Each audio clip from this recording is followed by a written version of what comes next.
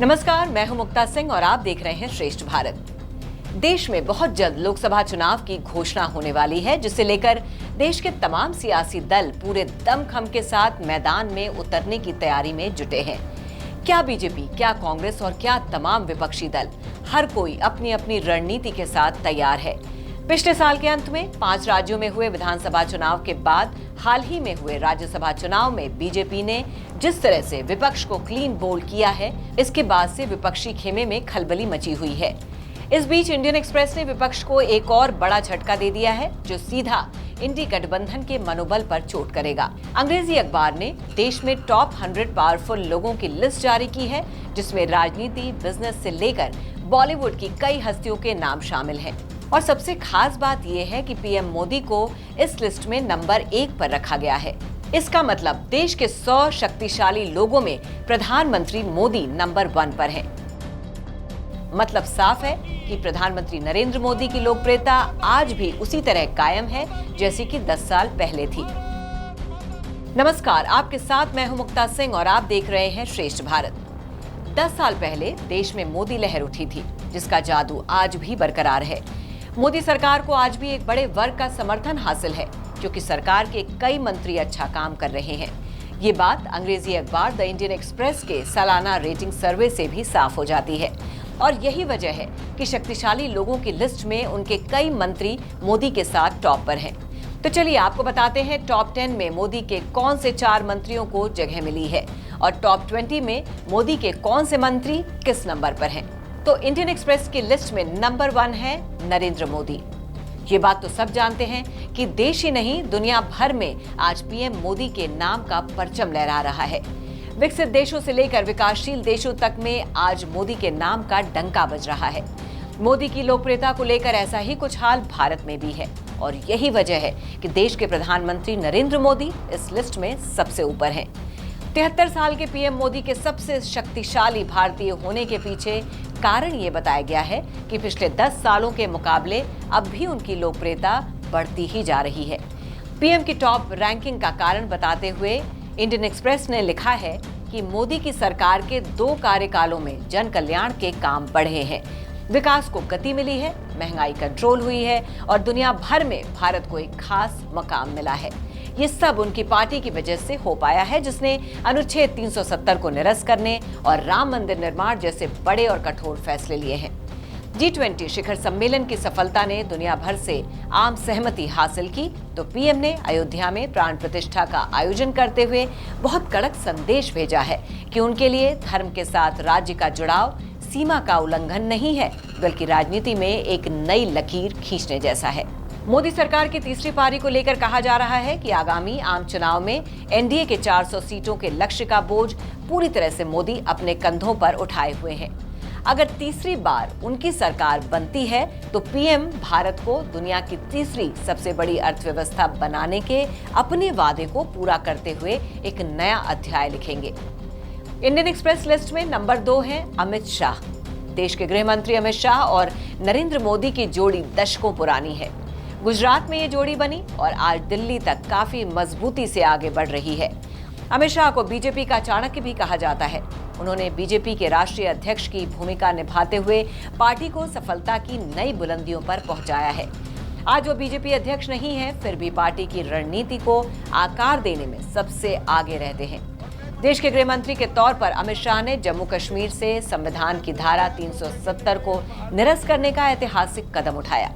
इसके अलावा उन्होंने अंग्रेजी कानूनों को खत्म करने के अभियान को पंख लगाकर न्याय संहिता ही बदल दी।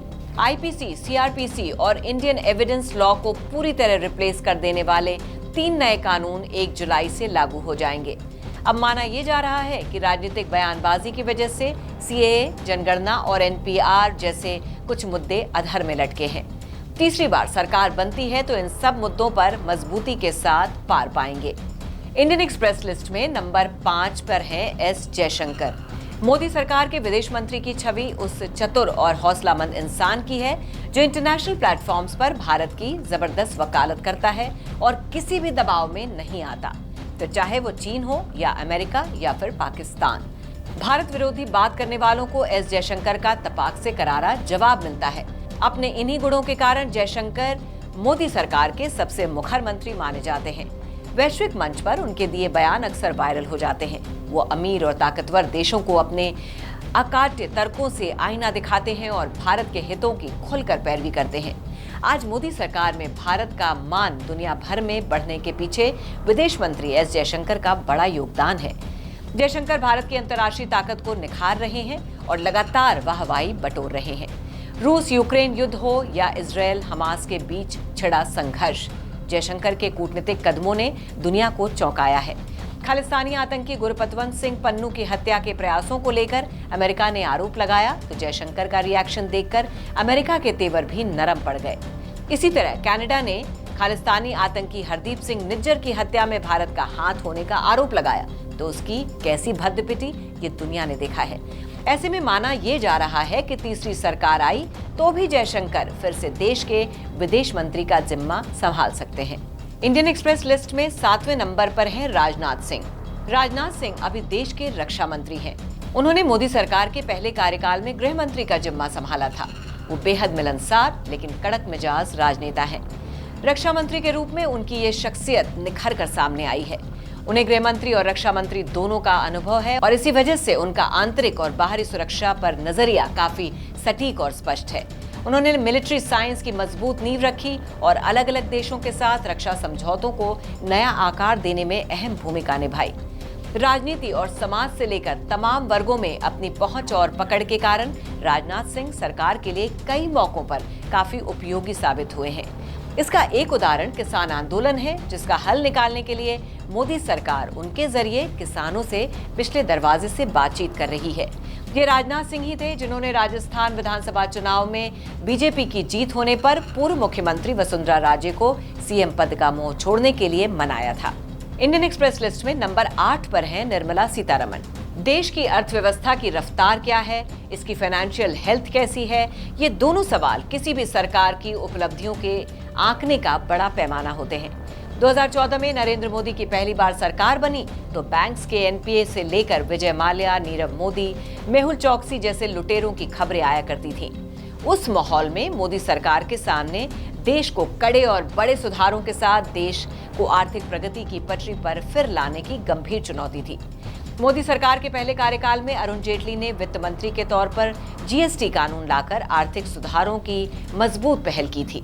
फिर निर्मला सीतारमण ने वित्त मंत्रालय संभाला तो चतुराई भरे कदमों से न केवल यूपीए सरकार से विरासत में मिली अलग थलग पड़ी अर्थव्यवस्था को पटरी पर लाया, बल्कि इसकी प्रगति को पंख भी लगाए।